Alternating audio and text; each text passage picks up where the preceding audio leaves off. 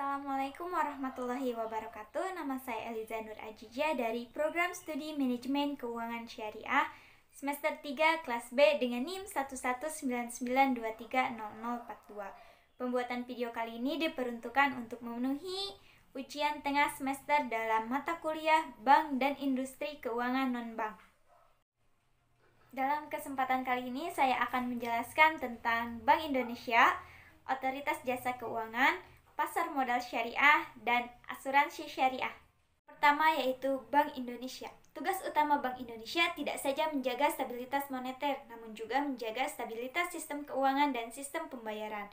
Tugas utama Bank Indonesia ini berkaitan satu dengan yang lainnya. Mengapa? Karena keberhasilan Bank Indonesia dalam menjaga stabilitas moneter tanpa diikuti oleh stabilitas sistem keuangan dan sistem pembayaran yang lancar tidak akan banyak artinya dalam mendukung pertumbuhan ekonomi yang berkelanjutan. Sistem keuangan dan sistem pembayaran merupakan alur transmisi kebijakan moneter, sehingga bila terjadi ketidakstabilan dalam sistem keuangan, maka transmisi kebijakan moneter tidak dapat berjalan secara normal. Begitupun bila terjadi gagal bayar pada salah satu peserta dalam sistem pembayaran, maka akan timbul risiko potensial yang cukup serius dan mengganggu kelancaran sistem pembayaran. Kegagalan tersebut dapat menimbulkan risiko yang bersifat menular, sehingga menimbulkan gangguan yang bersifat sistematik. Yang kedua yaitu Otoritas Jasa Keuangan. OJK adalah lembaga negara yang dibentuk berdasarkan Undang-Undang Nomor 21 Tahun 2011 yang merupakan lembaga independen dan bebas dari campur tangan pihak lain, yang mempunyai fungsi, tugas, dan wewenang pengaturan, pengawasan, pemeriksaan, dan penyidikan. Tujuan Otoritas Jasa Keuangan terbagi menjadi 3. Yang pertama, mendorong kegiatan sektor jasa keuangan agar terselenggaranya secara teratur, adil, transparan, dan akuntabel. Yang kedua, mewujudkan sistem keuangan yang tumbuh secara berkelanjutan dan stabil. Yang ketiga, melindungi kepentingan konsumen dan masyarakat. Selanjutnya, fungsi dan tugas Otoritas Jasa Keuangan. OJK berfungsi menyelenggarakan sistem pengaturan dan pengawasan yang terintegrasi terhadap seluruh kegiatan di sektor keuangan. Tugas OJK yaitu pengaturan dan pengawasan terhadap 3 sektor. Yang pertama, perbankan yang mencakup bank umum dan bank syariah BPR atau BPR syariah. Yang kedua, pasar modal yang mencakup perusahaan sekuritas dan manajer investasi. Yang ketiga, INKBN yang mencakup perasuransian, pensiun lembaga, pembiayaan LJK, dan lainnya. Yang ketiga yaitu pasar modal syariah. Pasar modal secara umum diartikan sebagai sarana atau media pertemuan antara penjual dan pembeli dalam rangka memperoleh modal. Pasar modal syariah merupakan kegiatan pasar modal yang tidak bertentangan dengan prinsip syariah. Apa peranan pasar modal syariah? Ini akan dijelaskan dalam video animasi sebagai berikut. Pasar modal syariah memiliki 2 peranan penting, yaitu pertama, sebagai sumber pendanaan bagi perusahaan untuk mengembangkan usahanya melalui penerbitan efek atau surat berharga. Kedua, sebagai sarana investasi bagi investor. Pasar modal syariah bersifat universal, artinya dapat dimanfaatkan oleh siapapun tanpa melihat latar belakang agama, suku, dan ras tertentu.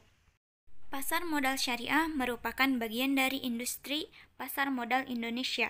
Secara umum, kegiatan pasar modal syariah tidak berbeda dengan pasar modal pada umumnya. Namun demikian, terdapat karakteristik khusus yang terkait dengan penerapan prinsip syariah sebagaimana diatur dalam peraturan OJK dan fatwa DSN MUI. Yaitu efek dan mekanisme perdagangan efek yang tidak bertentangan dengan prinsip syariah. Adapun mekanisme perdagangan yang bertentangan dengan prinsip syariah seperti maisir atau kegiatan perjudian, goror yaitu ketidakjelasan, riba yaitu mensyaratkan kelebihan pengembalian berbentuk bunga. Untuk itu, pasar modal syariah menawarkan solusi tentang efek dan mekanisme perdagangan yang tidak bertentangan dengan prinsip syariah. Landasan hukum pasar modal syariah antara lain Undang-Undang Pasar Modal, Undang-Undang OJK, Fatwa DSN MUI. Terdapat beberapa jenis surat berharga di pasar modal Indonesia, seperti efek syariah yang pertama yaitu saham syariah. Saham syariah secara konsep saham tidak bertentangan dengan prinsip syariah, karena saham merupakan bukti penyertaan modal kepada perusahaan dan investor akan mendapatkan bagi hasil berupa dividen. Namun demikian, tidak semua saham dapat langsung dikategorikan sebagai saham syariah. Suatu saham dapat dikategorikan sebagai saham syariah dikarenakan oleh sebab pertama, saham yang diterbitkan oleh perusahaan secara aktif mendeklarasikan sebagai perusahaan syariah sebagaimana tertuang dalam anggaran dasar. Kedua, saham yang diterbitkan oleh perusahaan yang tidak menyatakan kegiatan usaha perusahaan sesuai syariah, namun perusahaan tersebut memenuhi kriteria syariah sehingga sahamnya dapat ditetapkan sebagai saham syariah oleh OJK atau pihak penerbit daftar efek syariah. Untuk dapat disebut sebagai saham syariah, perusahaan penerbit harus memenuhi 2 kriteria, yaitu pertama, kriteria kegiatan usaha. Kegiatan usaha perusahaan tidak boleh bertentangan dengan prinsip syariah, yaitu kegiatan usaha yang mengandung unsur perjudian, lembaga keuangan berbasis bunga, memproduksi dan atau mendistribusikan serta memperdagangkan barang atau jasa yang haram, seperti minuman keras atau barang yang bersifat mudarat atau membahayakan lainnya. Kriteria yang kedua yaitu kriteria rasio keuangan, yang terdiri atas rasio utang berbasis bunga terhadap total aset perusahaan tidak boleh lebih dari 45%. Rasio pendapatan non-halal terhadap total pendapatan perusahaan tidak boleh lebih dari 10%. Saham yang memiliki kriteria dimasukkan sebagai bagian dari daftar efek syariah atau biasa disebut DES. DES tersebut dapat diterbitkan oleh OJK atau pihak penerbit DES. OJK secara periodik menerbitkan DES 2 kali dalam setahun, yaitu pada bulan akhir Mei dan akhir bulan November.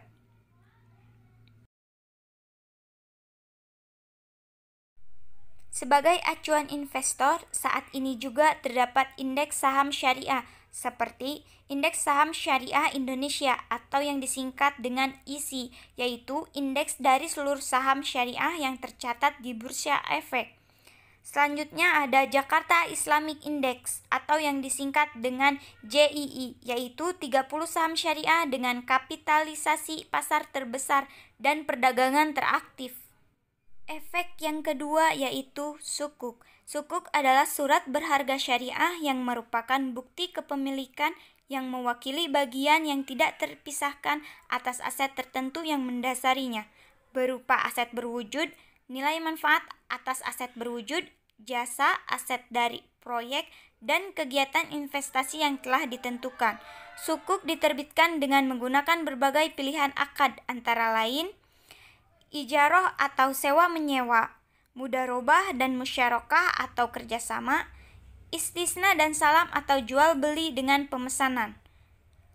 Manfaat yang diperoleh investor sukuk dapat berupa imbalan hasil dan capital gain. Efek syariah yang berikutnya adalah reksadana syariah. Reksadana syariah merupakan salah satu jenis investasi kolektif yang dikelola oleh manajer investasi yang telah memperoleh izin dari OJK.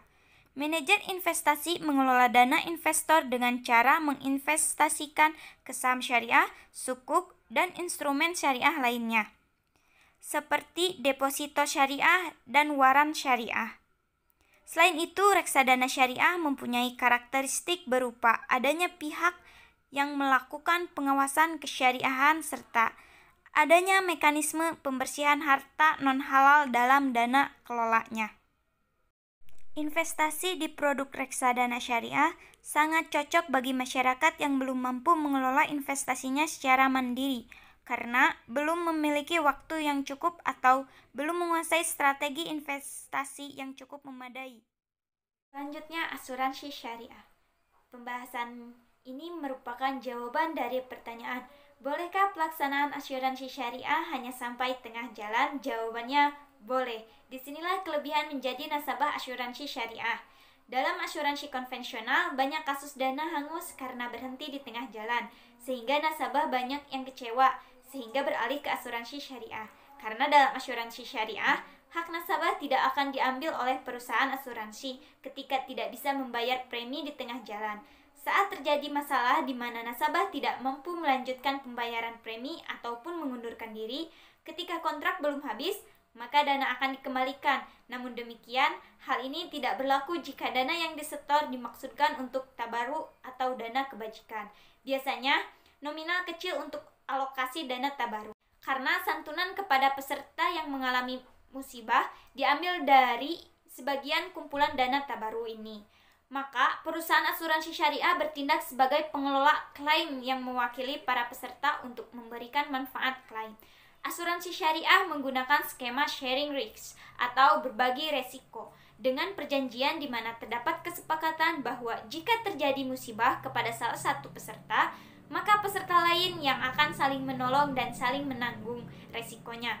Bentuk kerjasama ini dalam bentuk pengumpulan dana kontribusi yang terkumpul menjadi kumpulan dana kebajikan atau disebut tabaruk. Sekian penjelasan dari saya. Semoga bermanfaat untuk yang menonton dan mendengarkan. Wassalamualaikum warahmatullahi wabarakatuh.